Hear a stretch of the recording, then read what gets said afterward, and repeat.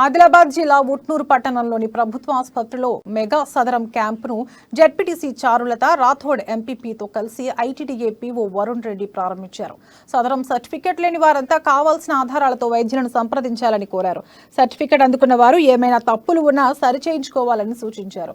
ఈ కార్యక్రమంలో vice MPP Balaji, మండల అధ్యక్షులు రమేష్, ఆసుపత్రి superintendent DM&HO Rathod Narender, Manohar, doctor Mahender పాల్గొన్నారు.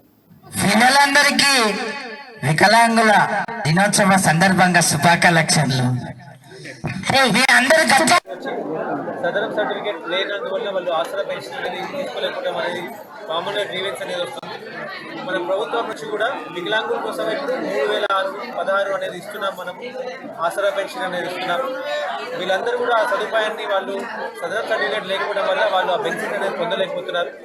సో అందుకనే ఈరోజు అంతర్జాతీయ వికలాంగుల దినోత్సవం రోజు ఈ మెగా సదరం క్యాంప్ అనేది వాళ్ళకి ఉట్నూరులోనే మనం చుట్టుపక్కల గిరిజన ప్రాంతాల నుంచి వచ్చి ఈ సదరం సర్టిఫికేట్ కోసం వాళ్ళు ఫెసిలిటీ మెడికల్ పరీక్షల కోసం ఇది చూపించుకోవడానికి ఈరోజు పెట్టడం జరిగింది. మనకి సుమారుగా 550 మంది స్లాట్ బుకింగ్ చేసుకోవడం జరిగింది.